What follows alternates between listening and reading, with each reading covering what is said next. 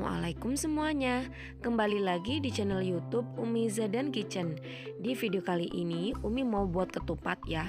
Walaupun ini sudah lebaran ke-7, karena biasanya banyak juga loh orang-orang di waktu lebaran pertama itu malah nggak buat ketupat, tapi buatnya nanti ketika lebaran ke-7 atau disebut dengan lebaran kupat. Kira-kira di sini siapa nih teman-teman yang lebaran kemarin nggak buat ketupat, malah sekarang mau buat ketupat? Nah, ini Umi kasih tips gimana cara buat ketupat yang awet, tahan lama sampai berhari-hari, tetap kering dan gak basah ya. Ini bisa juga disimpan buat kalian nanti lebaran haji mungkin ya, saat Idul Adha mau buat ketupat. Ini Umi kasih tips dan triksnya supaya ketupat itu gak gampang basi. Penasaran gimana cara buatnya?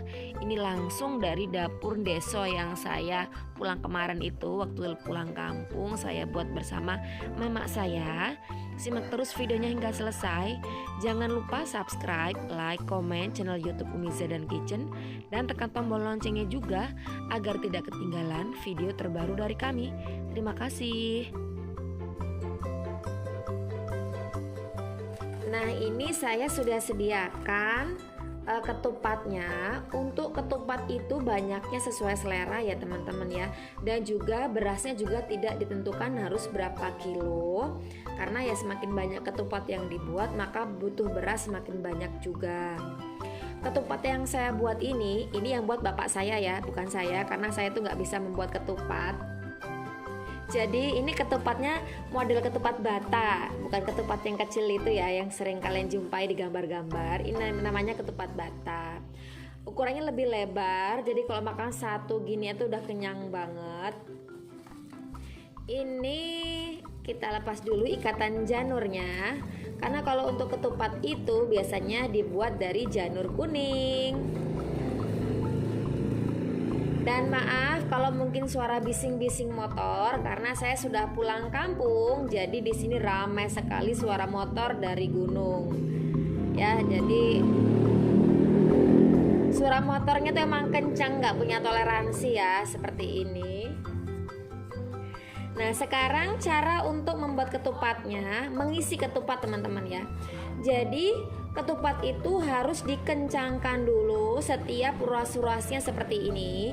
Tujuannya apa? Tujuannya agar nanti ketika diisi dengan beras, berasnya itu nggak pada keluar. Jadi cara mengencangkan ketupatnya itu adalah kita tarik seperti ini, ujung-ujungnya kita tarik pelan-pelan. Nah, yang masih agak longgar kayak gini, ini kita rapatkan seperti ini ya. Nah, seperti ini, ditarik. Ini kita tarik kencangkan seperti ini. Karena biasanya kalau kita baru beli dari pasar juga belum dikencangkan ya, hanya berupa rangkaian aja. Jadi kalau kita buat kayak gini ya harus dirapatkan sendiri. By the way, kalau teman-teman bisa bikin sendiri ya malah bagus ya. Tapi kalau saya nggak bisa untuk merancang ketupat. Jadi setiap tahun bapak saya yang selalu membuat. Jadi ini tadi meja kerja Umi udah ganti ya teman-teman ya. Saya pakai di bawah, di lantai aja. Nah, kira-kira seperti ini. Ini udah rapet ya. Jadi nggak akan membuat si itunya berasnya keluar. Selanjutnya bagian ujung ini kita lipat ke dalam seperti ini. Dan yang bagian sini kita masukkan juga. Ini nggak saya potong karena kalau dipotong nanti nggak bakalan bisa nyampe ya, pendek.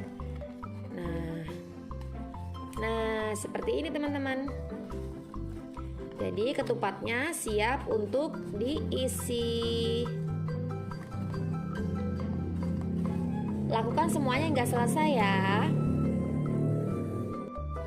Untuk berasnya itu sebaiknya dicuci berapa jam sebelum kita mau isi ketupat ya teman-teman ya.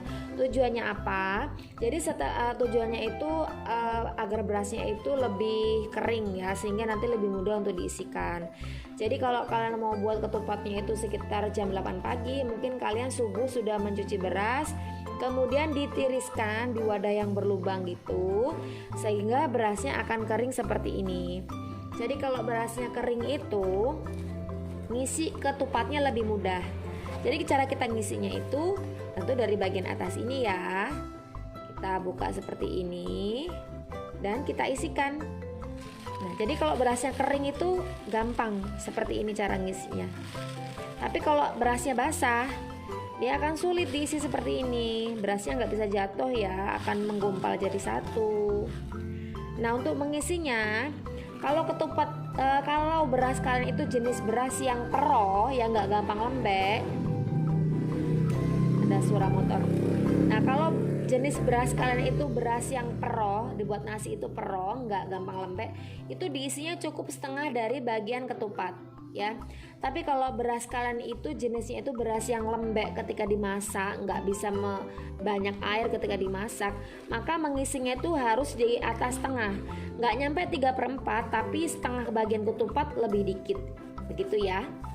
Nah, ini aku isi karena berasku ini teksturnya itu gampang lembek, jadi ini aku isi setengah lebih sedikit, kira-kira seperti ini ya. Kemudian kita rapatkan kembali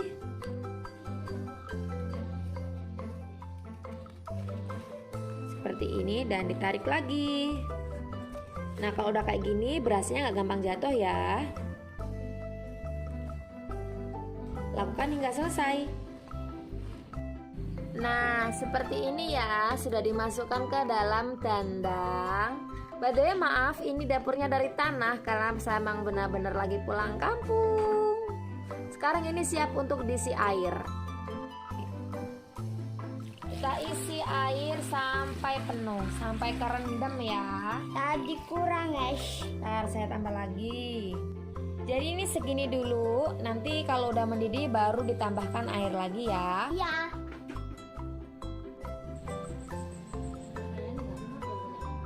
Untuk merebus ketupat ini memakan waktu sekitar berapa jam?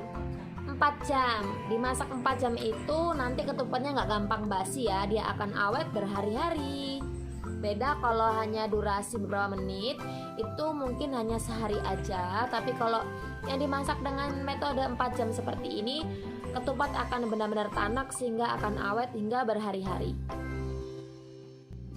Ya, ini sudah mulai mendidih, dibuka. Kita tambahin air. Itu tadi tutupnya entah kemana pentolannya ya.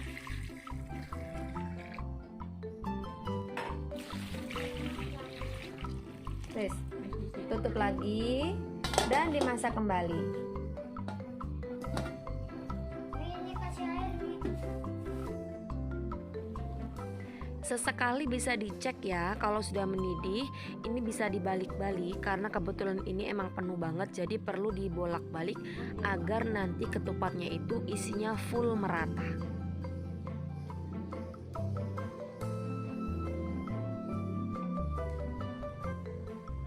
Jika air sudah menyusut bisa ditambahkan air lagi. Ini saya pakai air keran biasa. Dan ini proses memasak emang berlangsung sangat lama teman-teman ya. 4 jam pakai tungku seperti ini, pakai kayu bakar selama 4 jam. Setelah 4 jam bisa kita lihat ini ketupatnya udah mateng, siap diangkat ya.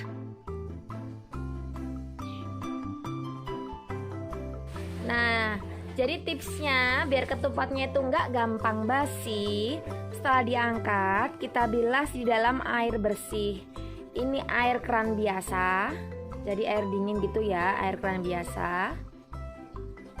Kemudian dibilas-bilas seperti ini ya. Sambil setiap janurnya ini kita kencangkan seperti ini, ditarik-tarik. Dan kita tiriskan di wadah yang berlubang terlebih dahulu. Nah, jadi seperti ini, ujungnya sini ini sambil ditarik ya, seperti ini waktu ngebilas tadi, biar ketupatnya rapat kembali, walaupun nggak bisa rapat banget, tapi ya wajib ditarik biar nggak kendor. Nah, ini kita tiriskan seperti ini dulu, baru nanti kita ikat per 5 buah, kemudian digantung ya. Jadi ketupatnya biar nggak gampang basi itu, naruhnya harus digantung, jangan ditaruh di wadah. Nah, jadi seperti ini setelah dibuat, setelah ditiriskan, kemudian ketupatnya digantung ya. Jadi tetap kering dan tidak mengandung air di bagian bawah sehingga tidak gampang basi. Nah, ini dia, saya sudah ambil 3 buah ketupat. Ini buat contoh saja untuk hasilnya. Bisa dilihat setiap sekat seperti ini yang ada lubangnya kayak gini, ini kering, jadi nggak basah sama sekali, sehingga nggak membuat ketupatnya gampang basi ya. Jadi buat teman-teman mungkin yang mau jualan olahan makanan ketupat sayur atau apapun, tips untuk membuat lontong atau ketupat seperti ini ya. Memang masaknya itu butuh waktu lama sekitar 4 jam.